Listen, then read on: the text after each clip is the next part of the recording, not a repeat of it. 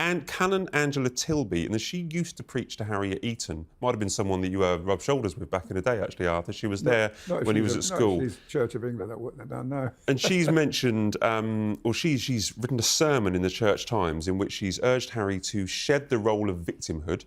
She's also said that Harry's actions have worsened his alienation from his family and questioned his own claims he's forgiven Charles and the family over Megxit, saying it is clearly a qualified forgiveness. What do we think of these words from Canon Angela Tilby? Do they hit the nail on the head? Well, I don't think the royals have got to apologise to Harry, quite honestly. I mean, Harry, they gave him their blessing when he went off to the United States. They said, that's what you want to do, Harry, fine.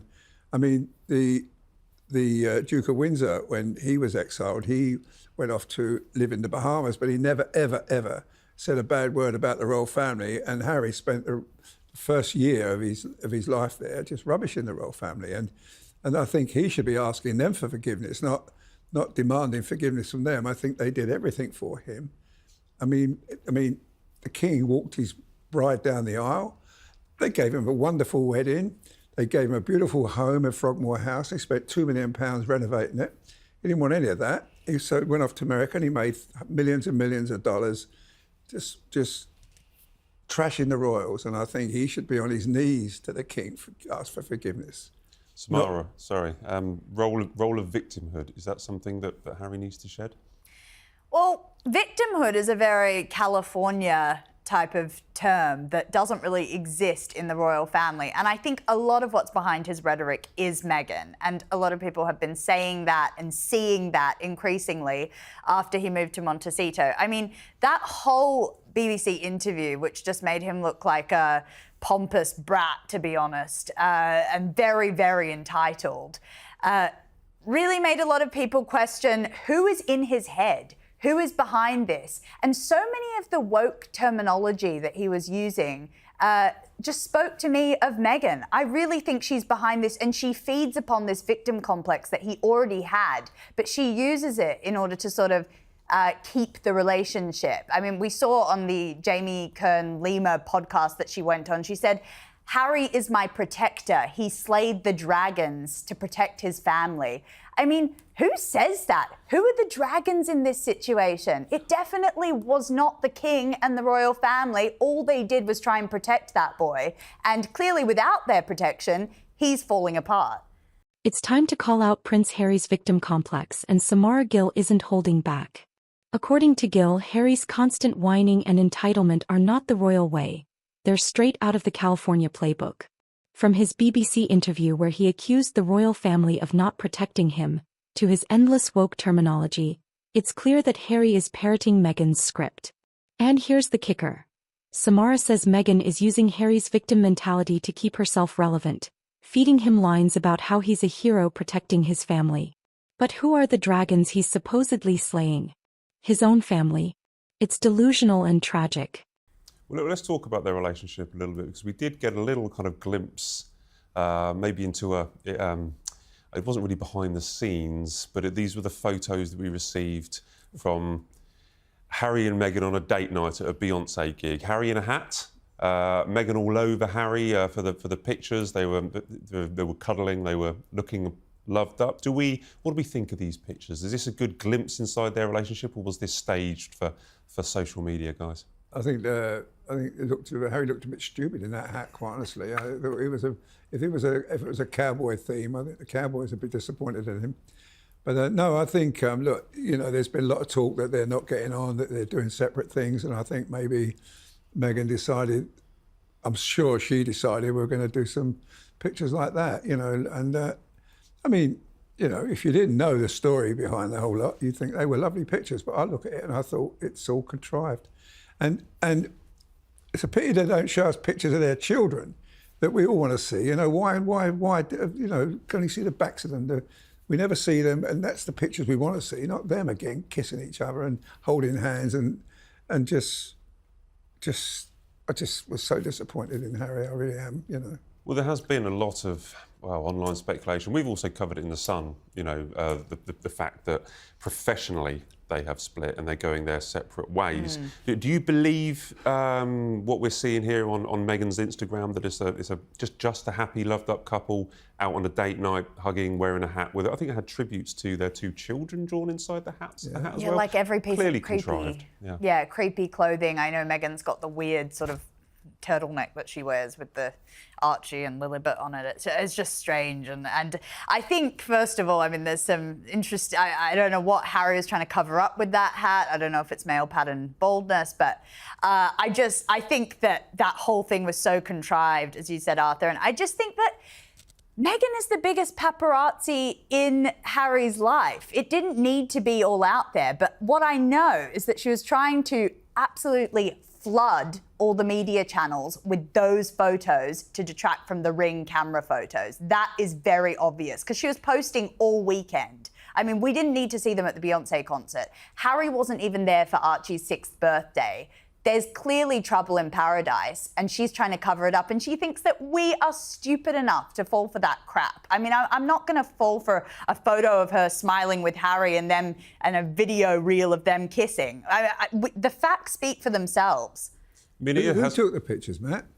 I mean, did he take their own photographer with them? Well, I'm assuming they did. Well, I mean, some of them were if that's the professionally case, well, it is as Samara said, it's just contrived, and that'd be interesting to know who took them. It wasn't bylined. I never saw anywhere. I never saw anybody photographer's name on any of the pictures. It may well be one of their team with a smartphone, because smartphones probably, are great. It's pathetic and embarrassing. Harry has gone from being a heroic royal soldier to a whining Hollywood victim. And here's where the real drama hits. Arthur Edwards says it plainly. Harry needs to get on his knees and beg for forgiveness from King Charles. Why? Because Harry has spent the last few years trashing the royal family, making millions by selling their secrets and publicly humiliating his own father. And yet he still expects the royals to apologize to him? Arthur compares Harry to the Duke of Windsor, who also abandoned royal duties, but never trashed his family. Is Harry the real villain of the royal family, or is he just a puppet for Meghan's victim narrative? It's shameful and entitled. Harry wants to play the victim while profiting off his family's pain. And now, let's talk about Meghan Markle's pathetic attempt to rebrand herself as a Gwyneth Paltrow-style influencer, and it's not going well. According to Samara Gill, every time Meghan posts a curated photo, it's like she's trying too hard to look perfect, but it only comes off as desperate and staged. Arthur Edwards says it best. Meghan is only going to show what she wants the world to see, and that's not the reality in Montecito. Behind those perfectly airbrushed pictures, Meghan's life is falling apart and everyone knows it. These days. But it really has been a week of, of contrasting pictures, as you just pointed out there. We've got the doorbell camera of Harry walking up and down the street, and then you've got this carefully curated set of Instagram photos. On Meghan's Instagram page, she's, I think, beginning of January, or maybe January the 1st, she launched this Instagram page. Samara, you are all over social media. I know, TikTok and Instagram star. What do you make of her Instagram page so far? Is it a hit? Is it achieving what she wants, what her aims are for this page? I was looking at it the other day for something I was going to write, and it's just quite sad, to be honest. I actually do think that when I look at that page and I look at some of the pathetic photos that she puts out there, and she's trying to curate this weird, cheapo image, in my opinion, it makes me think you left all of that. You left the iconic British royal family so that you could have an Instagram page and post a couple of photos of you picking lemons in an orchard. It really doesn't weigh up, but I think it is where Meghan is most comfortable. She wants to control the narrative. She wants to do it on her own terms. Obviously, she was doing it well before she met Harry with the TIG, and this is just sort of a weird rendition of that, using her titles and using anything she can to gain relevancy. But it hasn't really achieved, I think, what she wanted it to achieve. I think she wanted it to achieve this rebrand for her. She wanted everyone to love her. She wanted to be the Gwyneth Paltrow style of influencer. But every time she posts something, it just doesn't quite hit the mark. It doesn't quite do what it needs to do or needs to achieve. But this is the modern way, isn't it, Arthur? Is to prevent other people taking pictures of you or using other pictures. You take your own picture. If you're a celebrity, you take your own pictures, you curate them carefully, and you put them out on social media. This is what celebrities do in your business. Yeah, they do. Yeah, they like to have them airbrushed, and they like to have them, made to look their very best. Well, you know, Meghan's a good-looking girl. You know, she's and she knows it as well. And you know, if she just wants to make us believe that everything in Montecito is great, and it's not. And you know, about the Instagram page, you know, she's only going to put what she wants to put, and quite honestly, I can't be bothered to looking at it. It's fake and pathetic. Meghan is hiding the cracks in her marriage behind airbrushed photos and curated posts. And here's where the real backlash could begin. Arthur Edwards suggests that King Charles may be reaching his breaking point, and cutting Harry off could be the only way to protect the monarchy. After years of betrayal and public humiliation, Charles has every right to remove Harry's titles and privileges, just as he did with Prince Andrew. But will he have the courage to do it, or is he too soft-hearted and sentimental to pull the trigger? And if Charles does cut Harry off, how will Meghan spin the narrative to make them both look like victims once again? It's time for tough love. Harry needs to face the consequences of his own actions, and Charles needs to protect the crown. Alright, that's the explosive breakdown of Harry's delusional demands, Meghan's failed rebrand, and the forgiveness Harry will never get.